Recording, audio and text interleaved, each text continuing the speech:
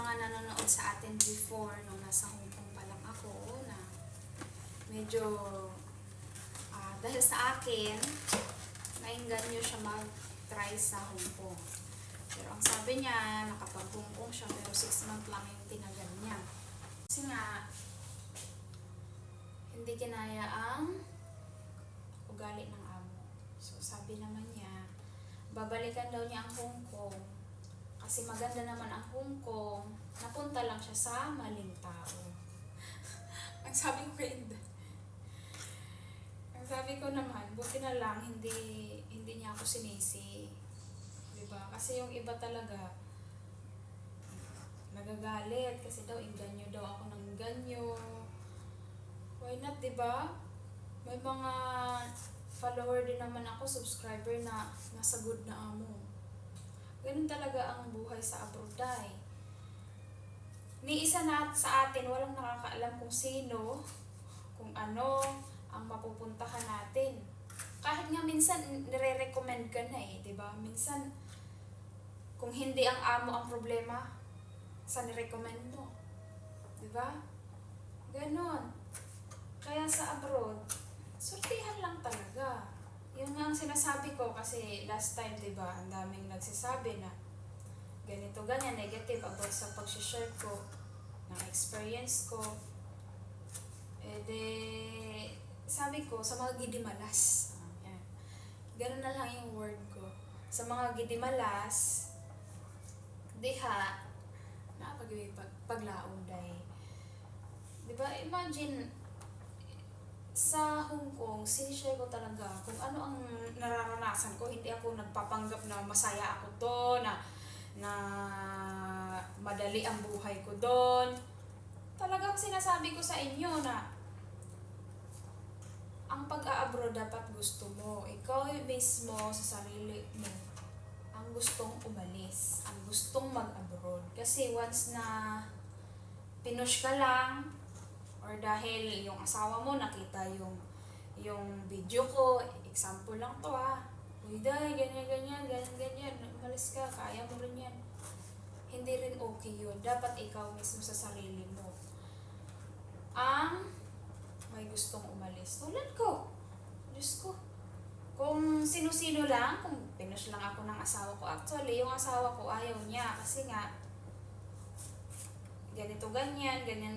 Pero sabi ko, nung that time na umalis ako, 2 na yung anak ko. Tapos, alam mo naman mga lalaki, relax lang. Diyos ko, chill na chill. Iba kasi mag-isip ang babae talaga sa pamilya Ako, ewan ko lang kung ako lang kayo din, ganyan. Ni-imagine ko talaga, 2 na yung anak ko. Tapos that time, pandemic. Nagpapakain ko sa anak ko. Diyos ko, super stress ako, pero yung asawa mo, nakikita mo na, problema na nga daw, problemahin pa. Yung ganong mindset. Tapos nung nag-apply ako, sabi niya, gusto ko daw kasi agad-agad, kasi ang pangarap ko talaga sa pamilya ko, magkaroon ako ng sariling bahay, kahit maliit lang, kasi nangangupahan lang kami that time. Then alam niyo naman yung nakaraang buhay ko, yung buhay pa si mama ko. Ranas ko na yung kung gaano kahirap na walang kinakain. Alam mo yun, ayaw ko nang maranasan yun ng anak ko. Kaya sabi ko, kailan ako kikilos kung malaki na sila? Katanda na ako. Yun ang word ko. Ang katwira naman ng asawa ko, gusto mo kasi agad-agad. Gusto ko daw agad-agad nandyan. Katwiran ko, kailan ako kikilos? Sabi ko, kailan ako kikilos? Kung malalaki na yung anak ko, yun ang ko, kaya pinush ko talaga. Pero alam nyo, actually, hindi ko nakikita yung sarili ko sa abroad. Pero relate dyan. Hindi ko nakikita ang sarili ko sa abroad. Pero, yun nga, may isa kaming kapitbahay that time na awa kasi sa amin. Yung asawa ko, ako bago mag-pandemic, buntis. Kaya, nag-leave na ako sa work ko. Tapos mga 2 weeks lang ata ng pandemic, na-stop. Hindi naman natanggal, na-stop. hindi na pinapasok yung asawa ko kasi nagkaubo, nagkalagnat. Eh di nga na kami dahil. Yung kapitbahay namin, may ano siya, may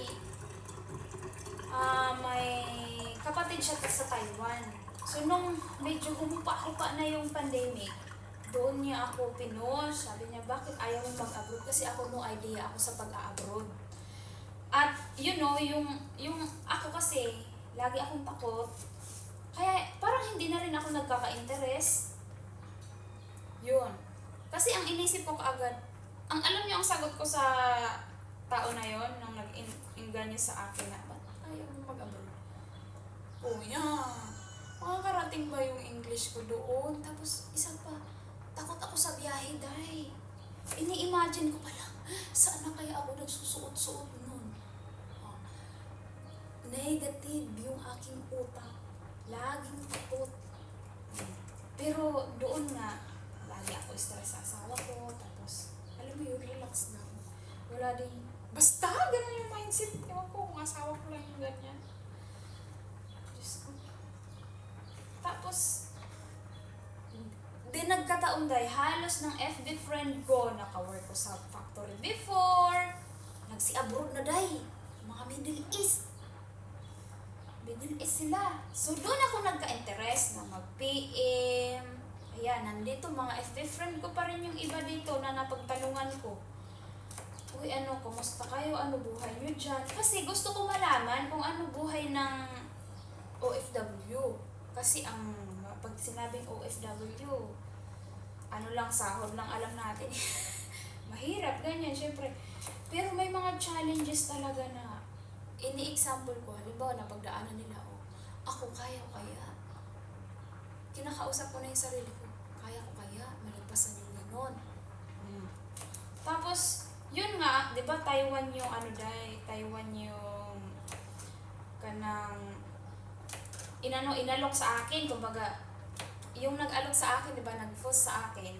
Sabi niya, ba't ayaw mag-apply? In-example niya kasi yung kapatid niya nasa Taiwan, 3 years na that time. Nagbabantay ng matanda. Ngayon, nag-inquire ako magkano ang magagastos pa Taiwan. Sabi ko, hindi ko kakayanin kasi may nakausap din ako na katrabaho ko sa factory before na, sabi ko, 300? Around 300 ako dahil hindi ako sanay sa utang na malaki. Takot ako Baka ako may mabuang. Saan ko pupulutin yung pambayad? Ayaw ko yung inaaway-away ako dahil sa gano'n. Then, yun na nga.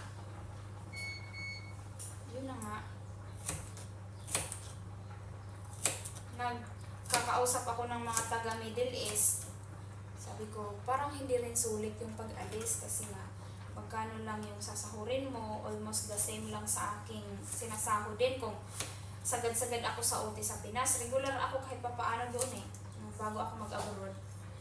Then, sabi ko, parang di sulit. So, hindi ako nagka-interest sa kahit first timer ako.